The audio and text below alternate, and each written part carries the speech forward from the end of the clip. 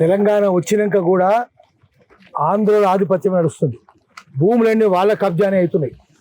కేసీఆర్ ఉన్నాక అదే జరిగింది, రేవంత్ రెడ్డి వచ్చినాక కూడా అదే జరుగుతున్నది. వీళ్ళు ఆంధ్రుల అడుగులకు మడుగులు తొత్తులుగా తయారయ్యారు పరిపాలకులు అందరూ కూడా. కేసీఆర్ కావచ్చు, రేవంత్ రెడ్డి కూడా కావచ్చు. ఈ వర్టెక్సోడు వర్మ ఆంధ్రోడు, వైడ్రా వాడు ఆంధ్రోడు, రంగనాథ్, అక్కడ ఆ స్టాఫ్ అంతా కూడా ఆంధ్రోళ్ళు, ఒకే కులమలు ఉన్నారు. ఇంత దౌర్జన్యాలు జరుగుతుంటే తెలంగాణలో ఎందుకు మౌనంగా ఉండాలి? మళ్ళీ తెలంగాణలో మళ్ళీ బడితలు పట్టాలి, కుత్పల సంఘం పెట్టాలి, వాడు లూటీ చేస్తుంటే మనం లాఠీ లేపాలి. అది తప్పైపోతుంది. ఇది కంటి ముందు కనిపిస్తుంది. ఈ భూములన్నీ దళితుల భూములు కబ్జాలు పెట్టారు.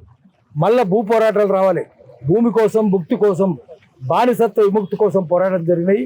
ఇప్పుడు కూడా బానిసత్వం కొనసాగుతుంది. మళ్ళీ నేపాల్ జరిగినట్టు, బంగ్లాదేశ్లో జరిగినట్టు, థాయిలాండ్లో జరిగినట్టు ఇక్కడ కూడా పోరాటాలు జరగాలి. ఇరాన్లో కూడా జరుగుతున్నాయి. ఇట్లా పోరాటాలు తెలంగాణలో మళ్ళీ నేపాల్ జరిగినట్టు పోరాటాలు జరిగింది తప్ప ఈ దొంగల జాతి వదిలించుకోలేము మనము. అందుకనే మళ్ళీ గుత్పల సంఘం పెడదాం, ఒక్కొక్కరిని పట్టుకొని ఇక్కడనే చేద్దాం. వర్మ ఎవడో, వర్టెక్సోడు ఎవడో, వాని సంగతి ఏందో మనం బట్టలిప్పి వాని బజారు నిల్చోబెట్టాలి. వానికి గూడిగం చేస్తున్నా కూడా చేయాలి.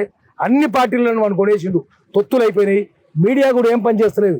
అందుకే శ్రీశ్రీ చెప్పినట్టు పెట్టుబడికి కట్టుకథకు పుట్టిన విషపుత్రికలు ఆంధ్ర దినపత్రికలు అన్నాడు. సోషల్ మీడియానే మళ్ళీ దిక్కైంది మనకు.